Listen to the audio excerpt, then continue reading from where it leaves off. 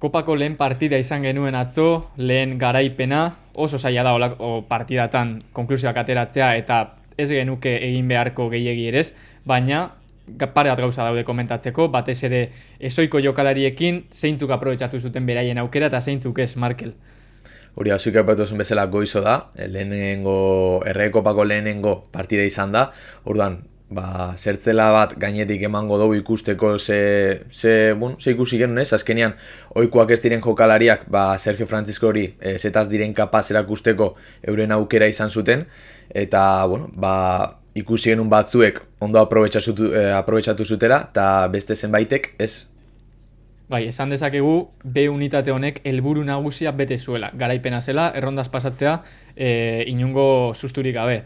Baina beste helburua kasu honetan minutuak irabaztea ligarako sentsazio onak ustea, entrenatzailea konbentzitzea hori ez zuten lortu eta hori da pixka bat gaur komentatu behar duguna, ez? Ze azkenean bai deialdia lehenengo taldeko jokalari guztiekin eta gero 11koa B unitate edo ezoikoak diren jokalari horiekin, pixka bat Sergio Franciscoren aukeraketa izan zen eta preferenteko talde baten aurka, hori garrantzitsua aipatzea. Bai, azteko deialdiarekin, harrituta geratu ginen, ez? Azkenean oitxuta gaude ikustera, Sanseko zeinbat jokalari erabiltzen dituztela entrenatzaile gehienak Errekopako lehenengo partida hauetarako, baina, claro, alde batetik ikusi behar dugu Sansen egoera zein dan, egoera nahiko kritikoa da, 20. postuan dago Sanse ointxe bertan, ostiralean bere partida du Racing de Santanderren kontra, Racing lehenengo postuan dago, ordaz, alde batetik hori, gero bestetik, aurten bi konpetizio bakarrik jokatzen ditu Realak. Badakigu ligan ohikoenak beti jokatuko dituztela minutu guztixak, orduan badaude zeinbait jokalari, bai momentu honetan Susic, bai Zakarian, bai Goti adibidez, ondo aprobetxauta, minutu hauek behar dituztenak ez. Orduan, partida hauek nik uste eta hemendik aurrera ere, ez baldin badago aldaketa nagusiren bat, B unitate hori askotan ikusiko dugula. Bai, Sergio Francisco aipatu zuen prentxaurrekoan ez, bi jokalari zituela lehenengo taldekoak postu bakoitzeko eta horrekin kopa lehiatzeko emango ziola. Atzo ikusi genuen, zuke aipatu dituzun aukeraketekin, Goti 11koan, Zakarian, Susic, ez dira ligan minutuak dituzten jokalariak, orain arte ez behintzat, eta gutxinaka sartzen joan behar dira, ze momentu bat helduko da, ligan batez ere, jokalariren bat galduko dugula, rotatu egin beharko dugula, eta hor jokalari garrantzitsuak egon behar dira, 12, 13, 14 jokalari horiek esaten diren moduan, entxufatuta egoteko eta behar diren momentuan hor egoteko, ez? Batez ere, partiduak, bai. Bai ez, batez ere, aipatzeko, adibidez Gorka karrerarentzat sari bat izango litzatekela deialdiren batian egotia ez. Ikusita zuk aipatu zuen hori ointxe bertan, adibidez, momentu honetan ez dago bigarren aurrelaririk, Sadik entxufautu behar dozu ez. Eta orduan, atzoko 11ko horretan Gotia Sadik, horregaitxik izan daiteke ez. Bai, Sadiken izena orain arte ez dugu aipatu, baina oraintxe aipatuko dugu, ze partidarekin hasteko Reala ondo sartu zen partidara, 3-4 aukera garbi izan zituen lehenengo 20 minutuetan, Sadikek bi oso argi izan zituen eta utz egin zituen, baina gero egia da golaren jokaldia berak sortzen duela, ia utxetik, eta asistentzia bikaina ematen diola Gotiri.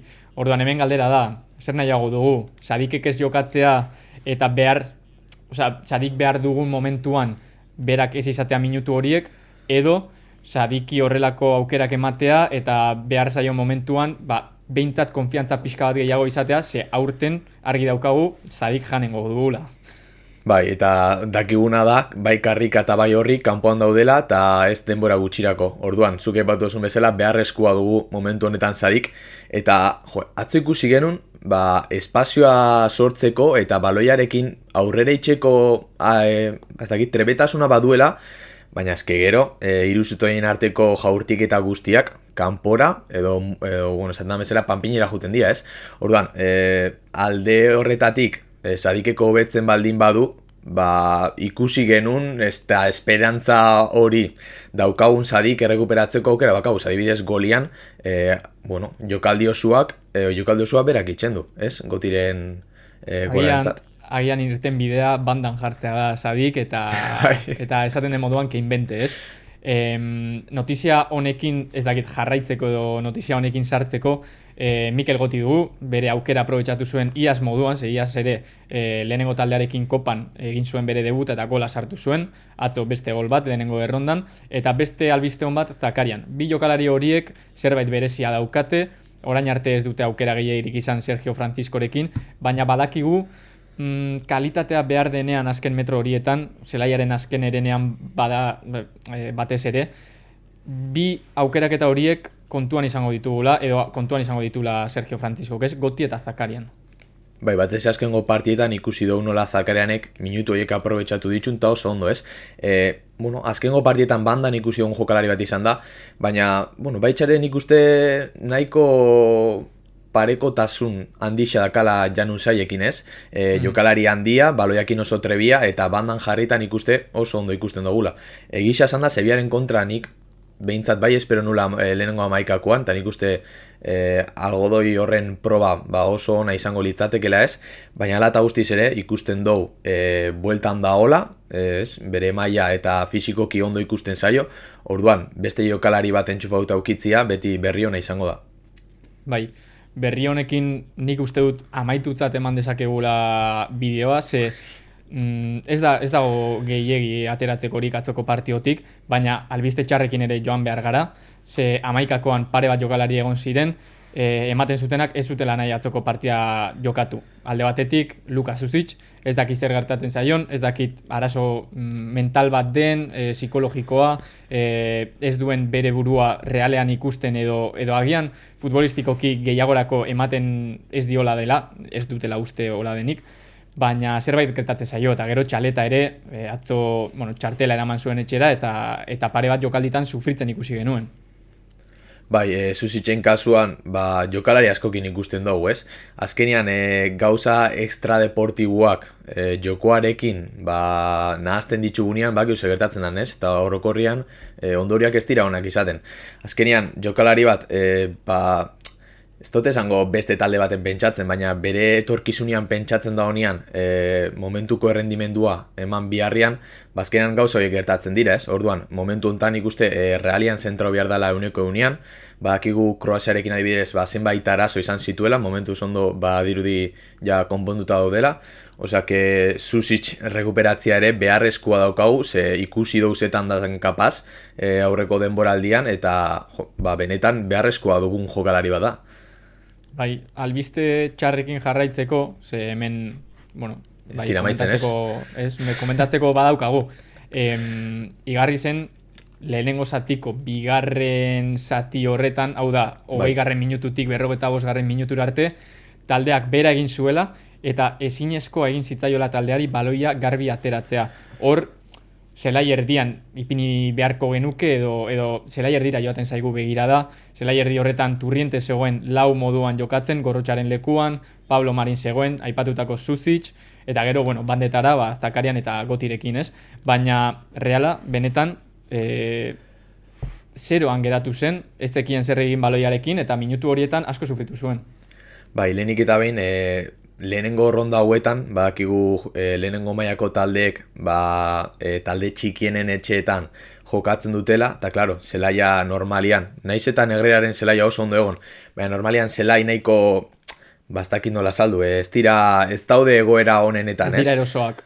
Hori da, ez dira oso erosoak, orduan nik uste lehenengo gola azkar sartzerakuan, lehen mailako talde kako txartian handiak, pixu handi bat kentzen dula gainetik, ez? Eta nik uste hori gertatu zitzaioela Realari, gero gehixegi lasaitu zian, eta klaro, aurkariaren gan errespetu guztia euki behar da momentu oro, ze bestela badakigu ze gertatzen dan. Eta gero Turrientesen kasuan, ikusi dugu, pivote bezala jokatzeko, igual momentu puntualen batian baina sortzi bat da. Ez dagoenean besterik.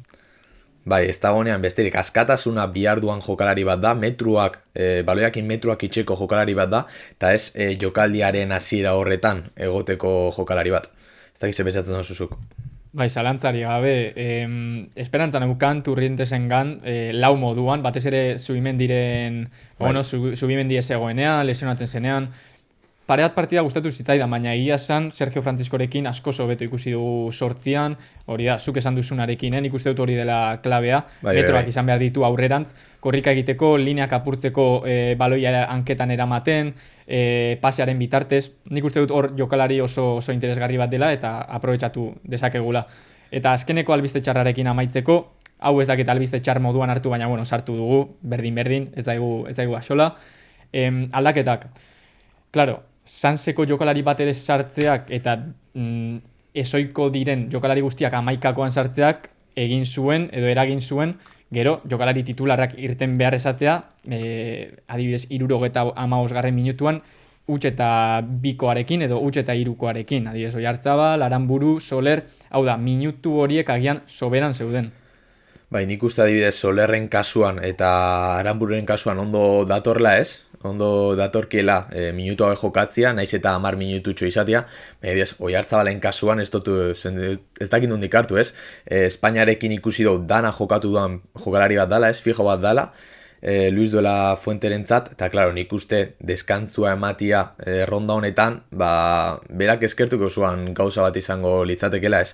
Hala eta guztiz ere, kapitaina zelaian izatean ikuste ere, horrek ere garrantzi handia ematen diola taldiari batez ere, burua partidan izateko, eta beste gauza batzuetan espentsatzeko. Baina, klaro, markagailuari begira, ikusten dugu huts eta 3ko markagailua dakagula, Realaren alde, orduan.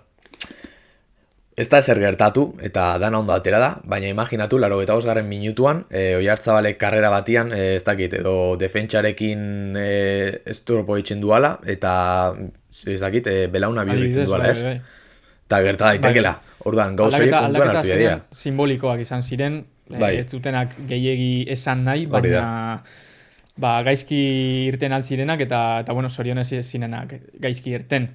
Orain begiradan non daukagu derbian, ezin gara kopan geratu, oso ondo egonda lehen garaipen hau, baina ezin gara hor geratu, derbia dator, Atletikek ez du astean zehar jokatu, bai jokatuko duela urrengo astean zehar Newcastleen aurka Txapeldunen ligako partida, orduan bi partida horien bitartean harrapatuko gaitu derbi honek, bai kopakoa eta bai Championsekoa, ez dakit nola helduko diren bi taldeak, ez daude beraien momentu honenean, ez Reala, ez Atletik, eta ez dakit nolako partida izango den, baina lehiatuta egongo da.